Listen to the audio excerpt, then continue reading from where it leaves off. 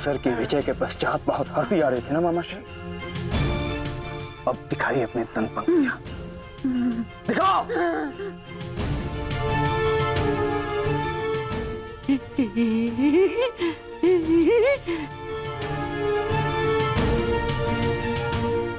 और वो क्या था? साम दाम दंड भेद, युक्ति कपट छल कुचक्र षड्यंत्र।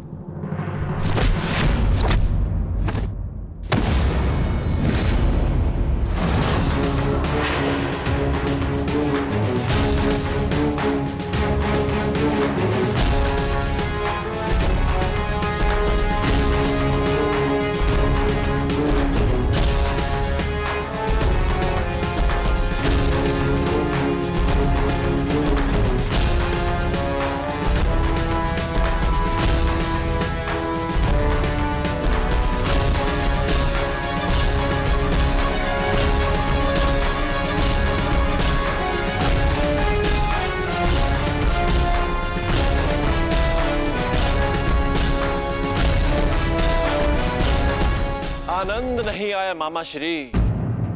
आपके कलुषित रक्त से सना स्वर्ण भी हमें नहीं चाहिए। कुछ और दाव पे लगाते हैं। आपका दाहिना हाथ कैसा रहेगा मामा श्री?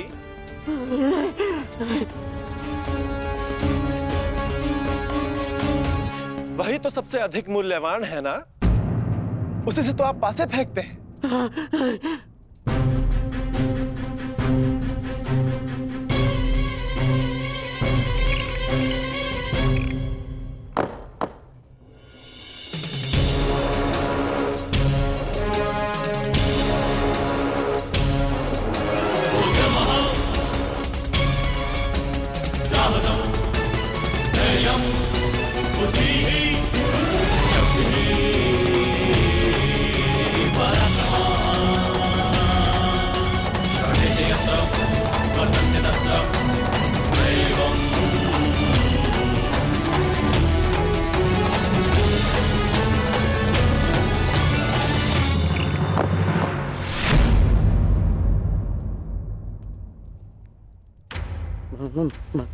माधव, मुझसे भूल हो गई। मैं ये चाल पुनः चलना चाहता हूँ। जैसी आपकी इच्छा गांधार राज, अवश्य पुनः अपनी चाल चलिए।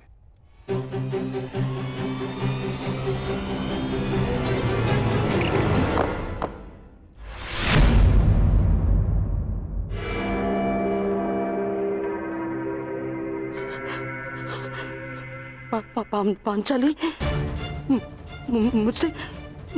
मुझसे भूल हो गई।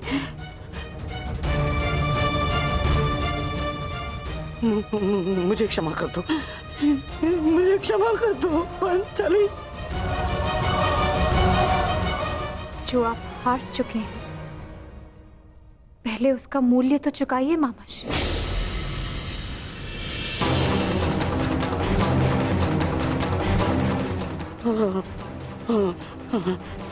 नहीं,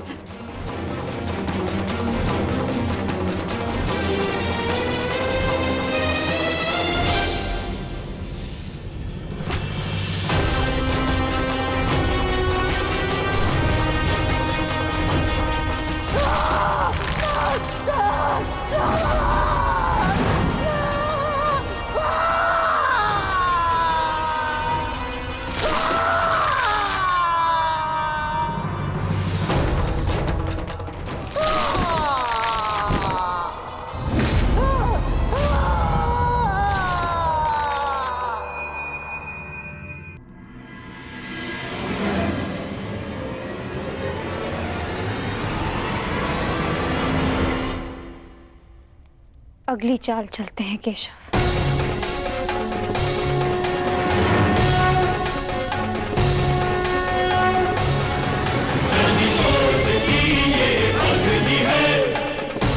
किंतु इस बार गांधार राज के पास कुछ लगाने के लिए शेष नहीं है सखी। उनका बायां हाथ माधव, वही हाथ जिससे उन्होंने अभिमन्यु की पीठ पर तलवार भोंकी थी।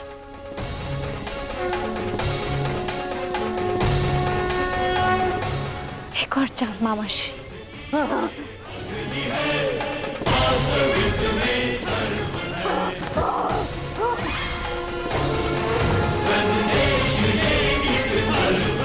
पासे फेंको पांचाली।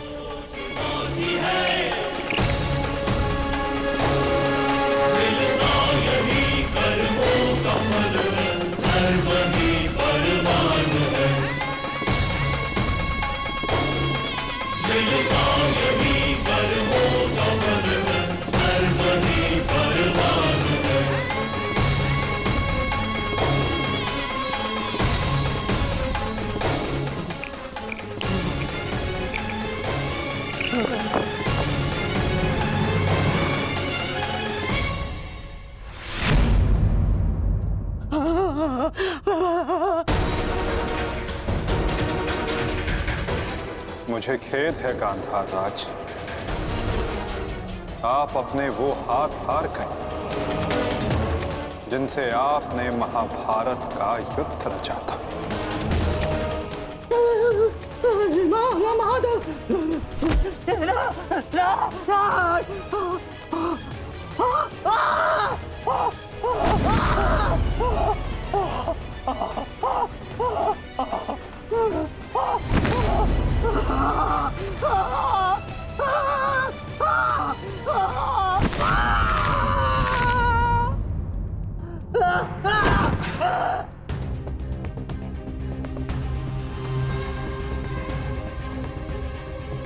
इनके हाथों का दोष कम, इनके उस मन, उस मस्तिष्क का दोष अधिक था। उस द्यूत में, उस लाक्षागृह की अग्नि में इनके मन का नाश करो पार्थ।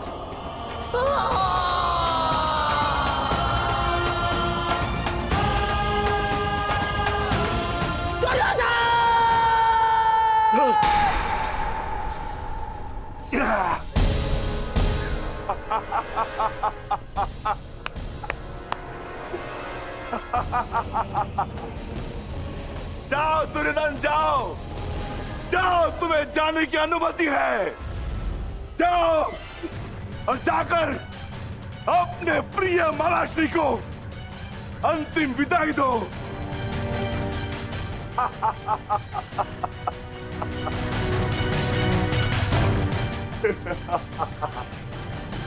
नहीं नहीं नहीं,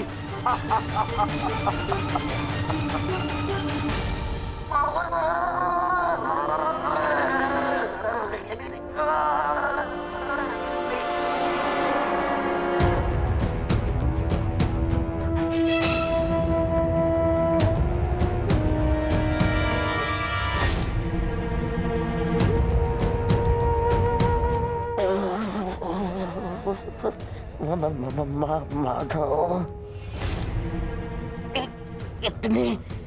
इतनी पीड़ा क्यों? मुझे इस पीड़ा से मुक्त क्यों नहीं कर देते? जो पीड़ा इतने वर्षों तक आपने पांचाली और पांडवों को दी गांधार नरेश, कदाचित उसके समक्ष आपकी ये पीड़ा कुछ भी नहीं।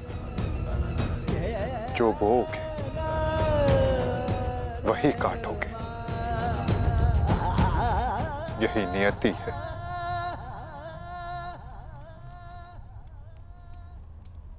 आज आपसे तनिक पीड़ा सहन नहीं हो रही गांधार राज, और उस पीड़ा का क्या जो आपने पांचाली को दी थी।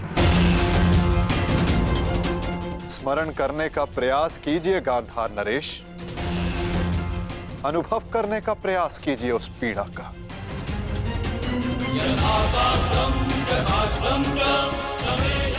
उस भरी सभा में पांचाली के वस्त्रहीन शरीर पर पुरुषों की दृष्टि कांटे बनकर चुभ रही थी।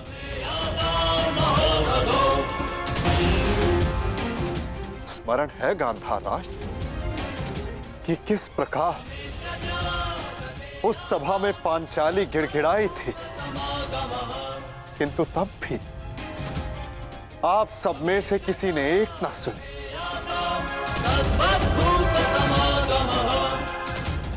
और अब आप चाहते हैं कि हम आपका निवेदन स्वीकार करें गांधार राज।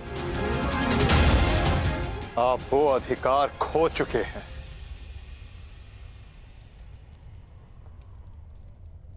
आपकी ये दुर्दशा आपके दुष्कर्मों का परिणाम है। कदाचित आपकी इस दशा को देखकर कुछ कुकर्मियों को शुद्ध और नए जीवन जीने की प्रेरणा मिल सके।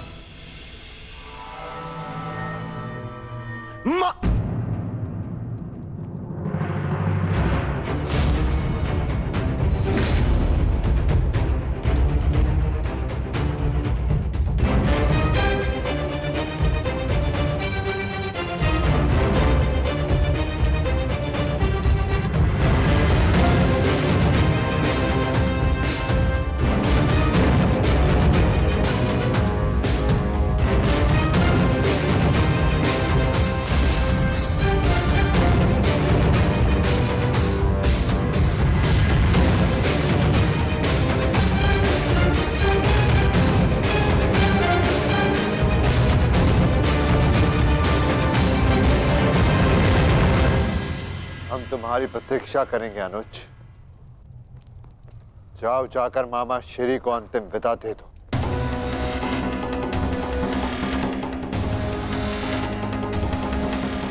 नहीं नहीं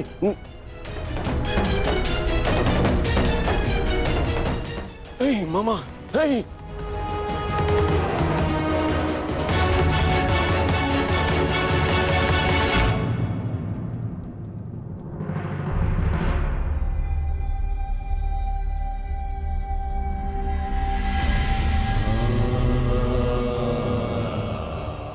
नहीं नहीं नहीं नहीं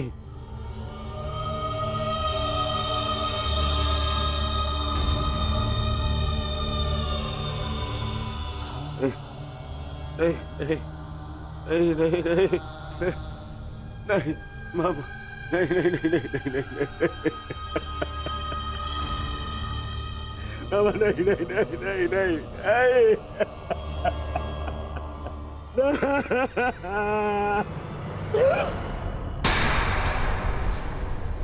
मामा, मामा, मामा, मामा, ये क्या हो गया? मैंने अपने प्राण नहीं त्यागे हैं अभी तक। कहाँ थे तुम? मैं यही था मामा, मैं यही था। ये क्या दुर्दशा कर दी है पांडवों ने। मुझे क्षमा कर दो दुर्योधन। मेरा साथ केवल यही तक का था, परंतु मैं प्रसन्न हूँ, क्योंकि एक योद्धा ना होते हुए भी एक योद्धा की मृत्यु मिली मुझे। धन्यवाद दुर्योधन। कहीं नहीं जा रहे हैं आप। मैं आपको लेके चलूंगा, कुछ नहीं होगा आपको। आप कहीं नहीं जा रहे। उठिए उठिए उठिए मामा, उठिए जाने दो मामा को। नहीं नहीं नहीं, अरे मामा, आप ठीक तो है? क्या हो गया मामा? मामा, मैं आपकी चिकित्सा करवाऊंगा मामा। इसको निकालो, इसको। नहीं नहीं नहीं नहीं नहीं नहीं मामा, मामा, मामा, नहीं मामा, नहीं नहीं नहीं मामा, अब कोई लाभ नहीं। नहीं नहीं नहीं। हर मनुष्य का अपना एक विशेष बल होता है। यदि उस बल ने उसका साथ छोड़ दिया तो समझो उसका अंत निश्चित। नहीं मामा, मामा नहीं मामा। जैसे अंगराज का बल तो उसका कवच और कुंडल, जैसे मेरा बल था मेरे पास से। अब यदि अंतिम समय में मेरे पासों ने मेरा साथ छोड़ दिया तो अब कुछ नहीं कर सकता दुर्योधन। नहीं नहीं नहीं नहीं मामा। अरे ये जिस गांधार नरेश की नीति से सारा सारा भारतवर्ष कांपता है, इतनी इतनी निर्दयता से उसको मारा इन पांडवों ने। हाँ क्या क्या हाल कर दिया है तुम्हारे और बाकी सबके ऊपर। अत्याचार इन पांडवों ने किया है, उसका प्रतिकार आपका भांजा लेगा मामा। मैं छोड़ दूंगा मामा। नहीं नहीं दुर्योधन, वास्तविकता तो ये है कि मेरी ये दशा मेरे ही निर्दयी कर्मों का फल है। इस आशा का कारण केवल केवल और केवल मैं स्वयं हूँ। और फिर भी मैं तुम्हें विजयी देखना चाहता हूँ दुर्योधन।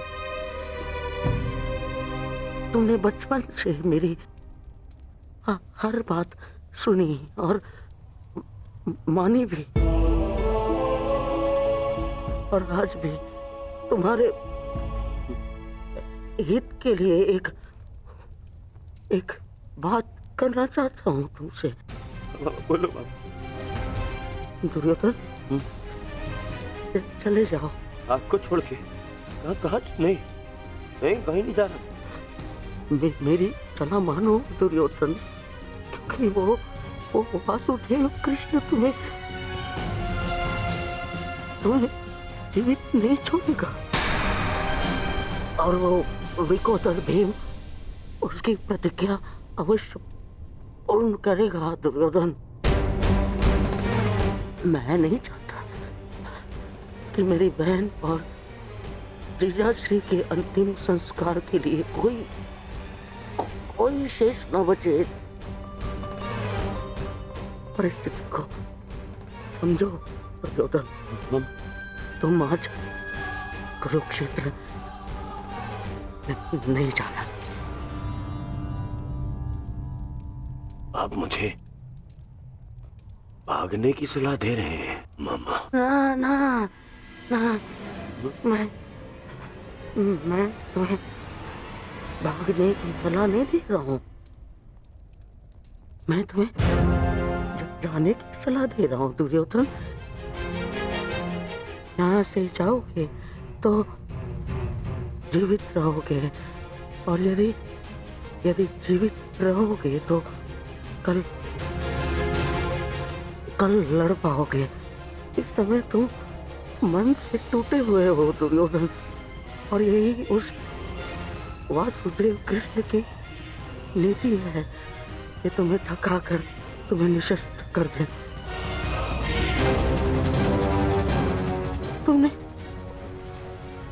तुमने सोचा नहीं कि कैसे पांडव एक एक करके अलग तुमसे युद्ध कर रहे थे ताकि तुम थक जाओ।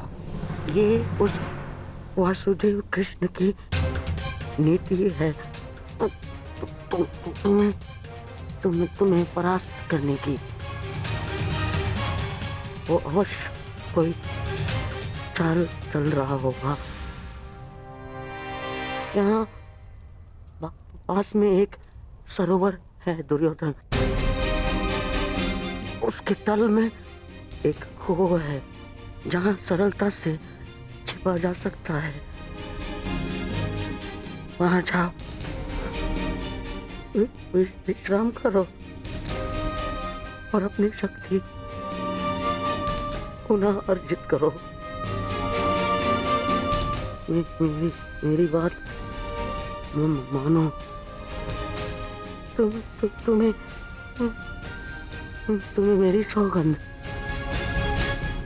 सरोवर में जाओ,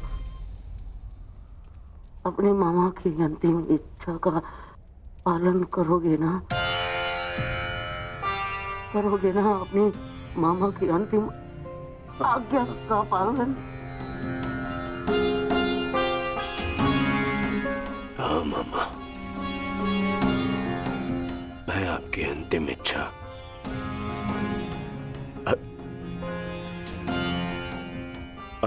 अवश्य पूर्ण करूंगा। मैं सरोवर जाऊंगा, परंतु छिपने नहीं मामा, जल साधना के लिए, ताकि उन पांडवों से मैं आप पर और बाकी सब पर किए अत्याचार का प्रतिकार ले सकूं। मामा, मैं इस युद्ध को समाप्त अवश्य करूंगा। आपका ये भांजा इस युद्ध को समाप्त करेगा। प्रसन्न रहो।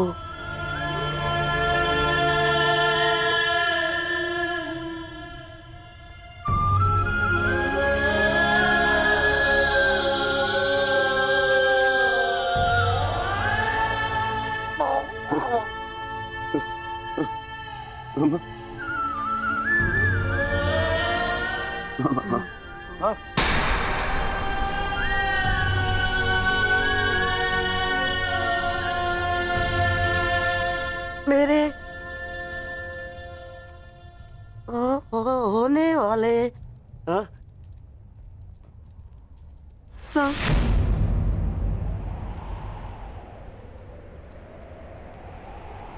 सम्राट,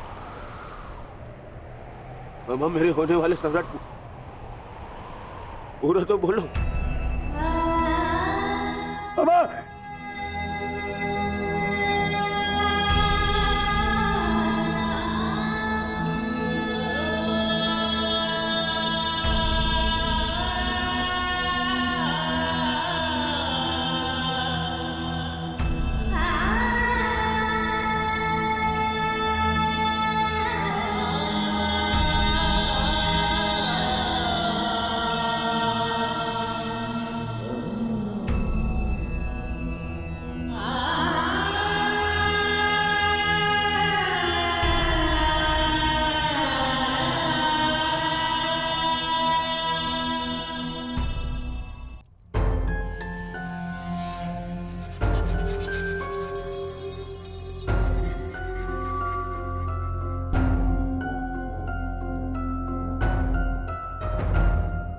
हमें बहुत विलंब हो रहा है युधिष्ठिर। दुर्योधन को गए बहुत समय हो गया है। अब दुर्योधन को बाहर बुलाने का समय आ गया है। प्रतीत होता है कि अपने अंत से डर के भाग गया है वो कायर। इसका अर्थ युद्ध समाप्त हुआ। परंतु ज्येष्ठ, मेरी प्रतिज्ञा तो पूर्ण होना भी शेष है।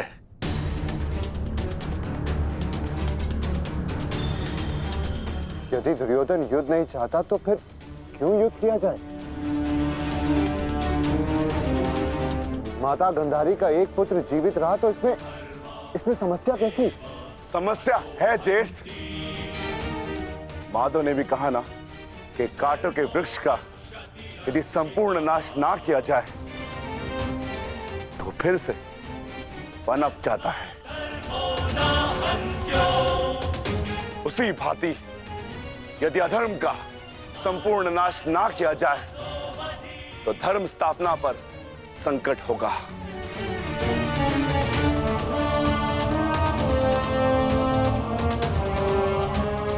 आपको हो क्या गया ज्येष्ठ? हमारे साथ हुए अन्याय को इतना शीघ्र मत भूलिए। क्या आप भूल गए पांचाली के अपमान को?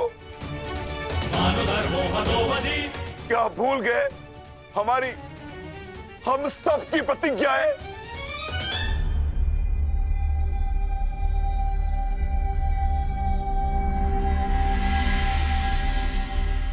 सब स्मरण है मुझे अनुज, सब स्मरण है।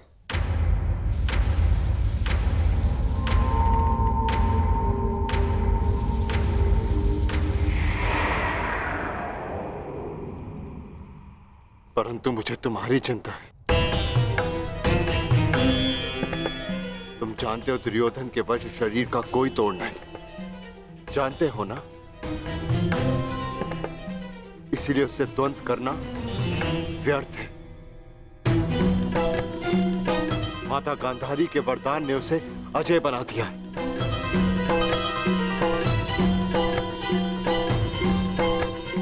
यदि तुम्हें कुछ हो गया तो मैं स्वयं को कभी क्षमा नहीं कर पाऊंगा अनुज। जानता हूं ज्येष्ठ, मैं सब कुछ जानता हूं, परंतु मुझे उसकी चिंता नहीं। धर्म स्थापना पर निकले हैं तो बलिदान देना होगा।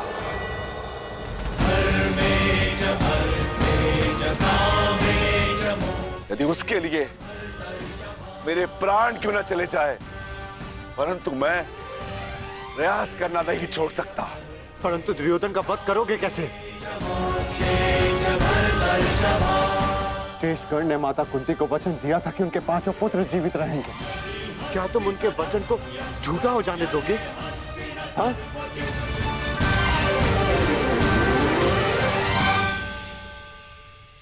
उत्तर दो, उत्तर दो भीम, कैसे परास्त करोगे दुर्योधन को? जोड़ पर से प्रत्येक वस्तु दुर्बल होती है धर्मराज। दुर्योधन की जंघा और उसकी कमर का जोड़ अभी भी मानविक है।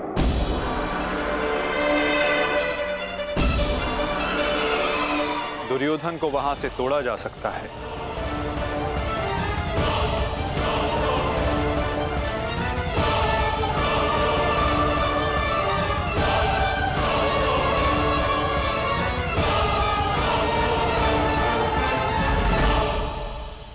परंतु यह अधर्म होगा माधव। इस समय धर्म की मांग कदाचित यही अधर्म है धर्मराज। दुर्योधन का अंत धर्म की मांग है।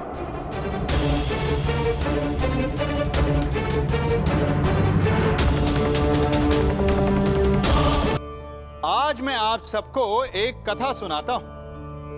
एक दिन प्रातः एक व्यापारी अपने घर से निकला।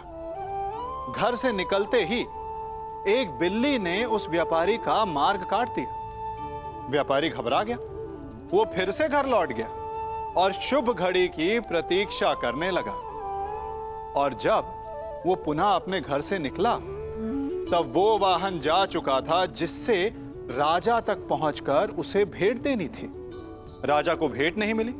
राजा क्रोधित हो गए। राजा ने उस व्यापारी का व्यापार बंद करवा दिया। इस कारण व्यापारी क्रोधित होकर घर पर अपनी पत्नी से लड़ बैठा। पत्नी अपने बच्चों समेत मैके वापस चली गई और उस व्यापारी के जीवन में यदि कुछ रह गया था तो केवल अंधकार। और इन सब का कारण वो उस बिल्ली को मानता रहा जिसने उसका मार्ग काटा था। ऐसा ही एक दूसरा व्यापारी राजा को भेंट देने निकला और उस व्यापारी का मार्ग भी एक बिल्ली ने काट दिया। वो व्यापारी तनिक घबराया, परंतु उसने आगे बढ़ना अधिक उचित समझा। राजा तक वो समय पर पहुंचा। उसने राजा को भेंट दी। राजा प्रसन्न हुए और राजा ने व्यापारी को अपना व्यापार बढ़ाने की अनुमति दी, स्वर्ण आभूषण दी। जब व्यापारी घर पर पहुंचा तो पत्नी को आभूषण और अपने बच्चों को देने के लिए वस्त्र थे उसके पास। हर ओर प्रसन्नता थी। समझ रहे हैं ना? दोनों के साथ एक ही प्रकार की घटना हुई, परंतु दोनों की प्रतिक्रिया भिन्न थी। ऐसा ही हमारा जीवन भी है। हमारे जीवन में प्रारब्ध का अपना स्थान है, परंतु उससे कई अधिक महत्वपूर्ण हमारी प्रतिक्रिया, हमारे सोच का प्रभाव है। क्योंकि यही हमारे जीवन को आकार देते हैं। इसलिए अपनी सोच को सकारात्मक रखिए। आपका जीवन सदैव आनंदमय रहेगा। गांधार राज, किंतु क्षमा आपको अभी मिली नहीं है।